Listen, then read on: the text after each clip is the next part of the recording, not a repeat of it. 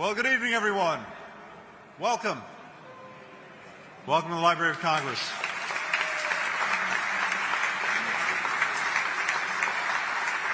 So, in honor of Jens, we wanted to have a Nordic summit. And what better way to have a Nordic summit than to have a sauna? So I'm glad we could organize that for all of you in Washington. But I am so glad to see so many friends, so many dear colleagues here tonight. And what better way to celebrate, what better place to celebrate than this magnificent institution? As President Franklin Roosevelt said during World War II, libraries are great symbols of freedom of the mind, essential to the functioning of democratic society. Places like these promote knowledge, the free exchange of ideas, creativity, innovation, and they're open to everyone. Not a surprise, then, that authoritarians burn books and police people's thoughts.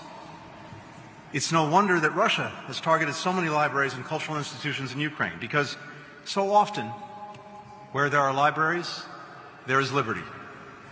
So I'm honored to welcome you to this space that reminds us of what we defend and why we defend it together. To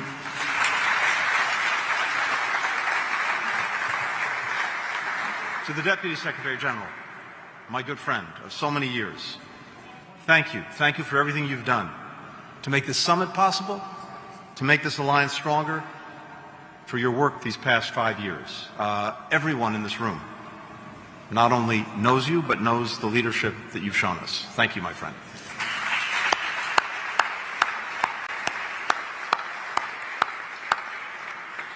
I also want to recognize all of the permanent representatives who are here with us today, who do the work day in, day out of representing all of us at NATO. And if you'll forgive me a moment of personal privilege, I especially want to recognize the United States permanent representative, Julie Smith.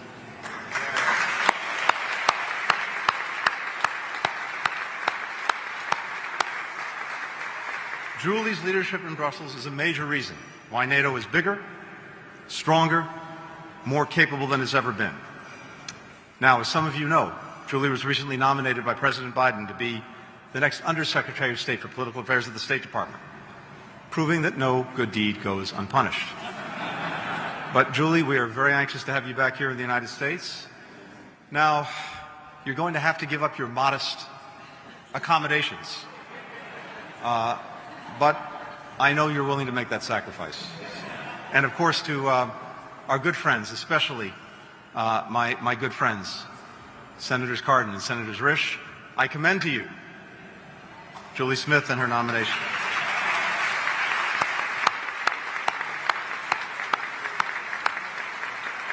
And indeed, it's wonderful to have so many leading members of Congress here with us tonight, because the leadership of Congress, the support of Congress on a strong bipartisan basis for NATO is critical to the success of the alliance, critical to the ability of the United States to engage and to help lead this organization that we all cherish. So to each of you who's here tonight, not just for tonight, but for every day that you show leadership and support for NATO, thank you, thank you, thank you.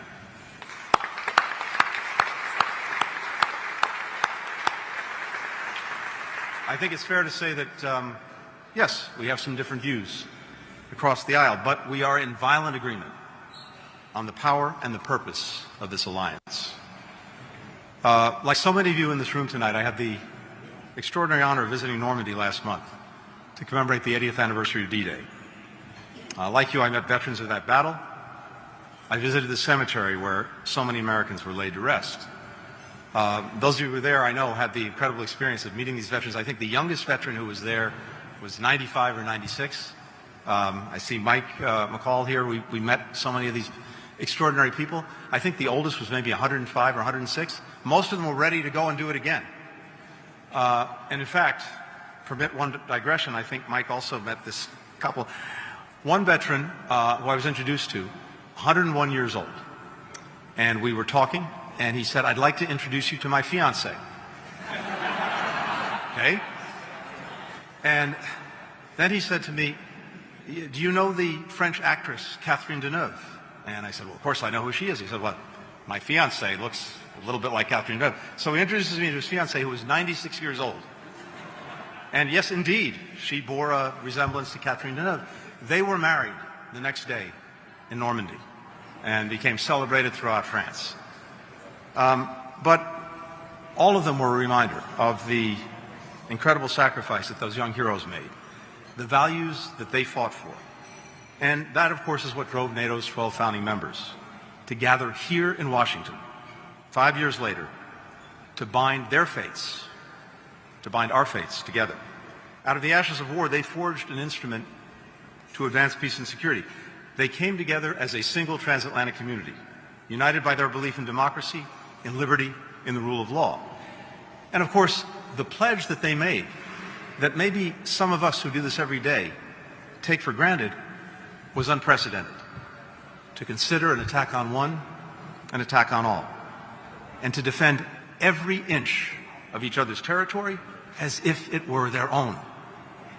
They understood that this solemn promise was the best way to deter aggression, to prevent war, that any would-be aggressor would have to think twice, knowing that an attack on any one would be an attack on all of them. And because of that sacred commitment, backed by millions of soldiers, sailors, aviators willing to risk their lives for our collective defense, NATO curbed Soviet aggression during the Cold War. Our alliance helped usher in newly independent nations to the community of democracies. And of course, when terrorists struck on 9/11, NATO allies immediately and unanimously invoked Article 5 for the first time and came to America's defense. Protected by the shield of our alliance, our people have for generations been free to flourish, to study, to work, to push the boundaries of innovation, to expand rights and opportunity. And after all, that really is the purpose of the alliance. It's not an end in itself. It's a means by which, in creating, sustaining, preserving security for all of us, we can all get on with our lives and hopefully reach our full potential. Really to engage in what President Truman called the business of achieving a fuller and happier life for all of our citizens. That really is what NATO is about. Yet, as so many of us have been talking about at NATO headquarters, at these summits, and indeed for the last years, we face a multiplicity of new threats, well known to everyone in this room. Some of these threats would have been familiar to NATO's architects, who knew very well what happens when strongmen seek to redraw borders by force. Others, NATO's founding generation, never possibly could have imagined cyber attacks, AI-fueled disinformation, a climate in crisis.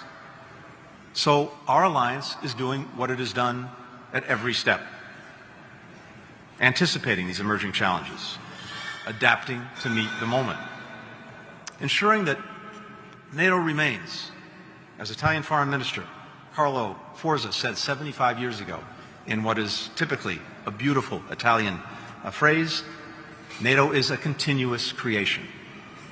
That's what this alliance is. That's what it must remain. Just over the last 3 years alone, all of us together, we've bolstered our eastern flank. We've invested in our defense industrial bases. We've dramatically increased burden sharing among allies. We've just added 2 incredibly capable allies, growing our alliance to 32 nations.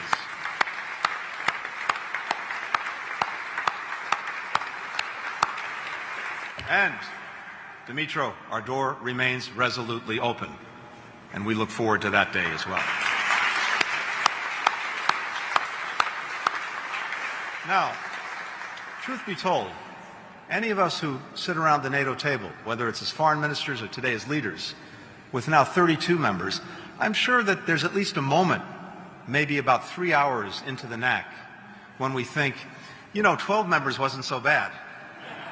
But we are so powerfully reinforced by our newest partners, Finland and Sweden.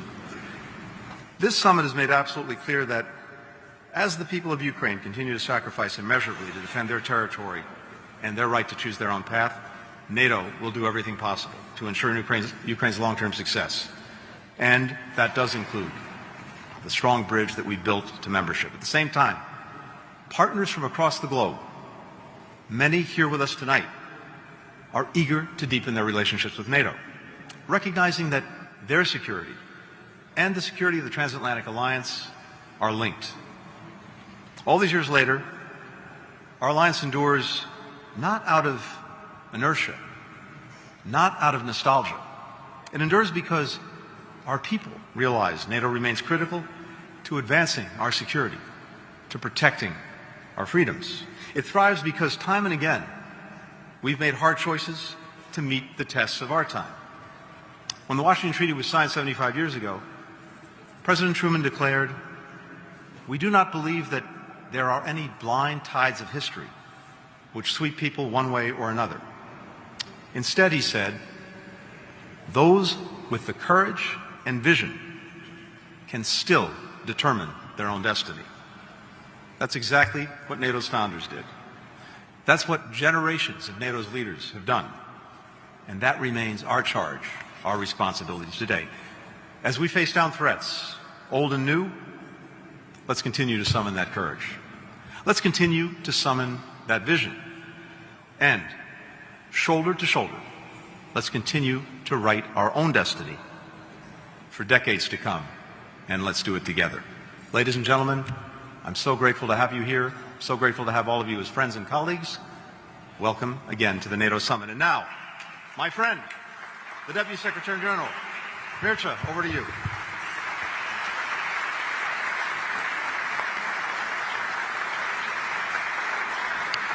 Thank you so much, Tony. Thank you so much for having all of us in this wonderful place. I have to say that for once, I believe we are better off than our leaders. This is a better place even of the other location. Thank you so much for what you represent for us, Tony. And for the members of Congress, and especially U.S. Senate, I know that the Julie Smith hearings will go smoothly after this summit. Julie, we love you. We appreciate you. We are sacrificing you on the altar of the ultimate good here in the U.S. Listen, I'm so proud to be here with you today. I arrived in Washington when I was only 37 years of age, the youngest ambassador of my home country, Romania, to this wonderful, complicated city. And I made the mission of my life and my career to bring my country into NATO. So to everyone, Dmytro, our friends in Ukraine, all the friends that want to join this alliance, I'm the living proof that if you really are determined to fulfill your dreams, to share our values of freedom, of dignity, of rule of law and democracy, you belong to this family. And one day you will be part of this family. This is something I know will happen. And I want to thank you so much for everything you do for our alliance. Thank you so very much for that.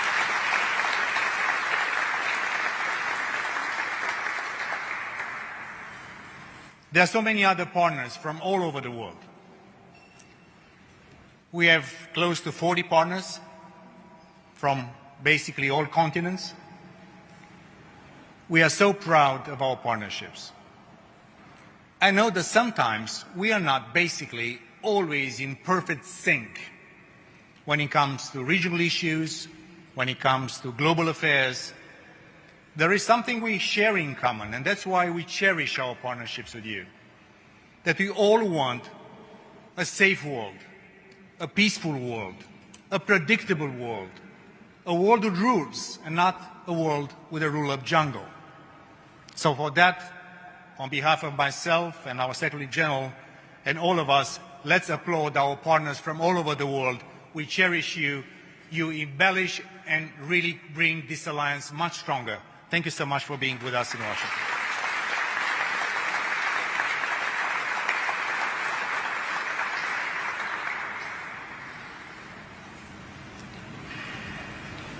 Yesterday at the Mellon Auditorium, I was trying to put myself in the shoes and the minds of our founding leaders.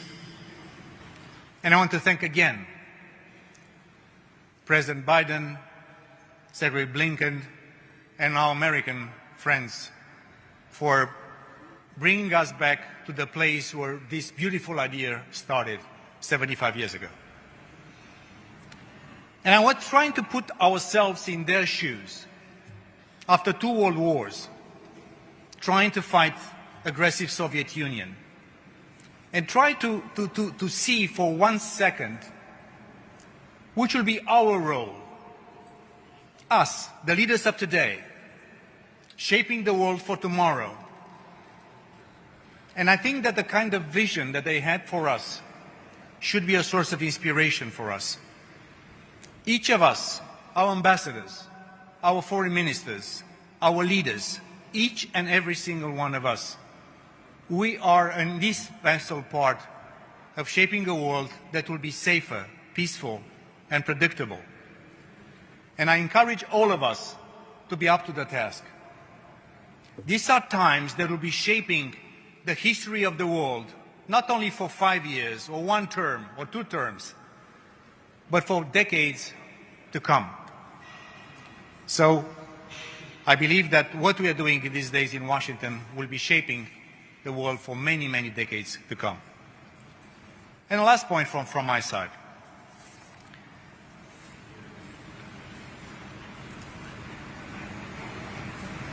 We need to keep the family of democracies together.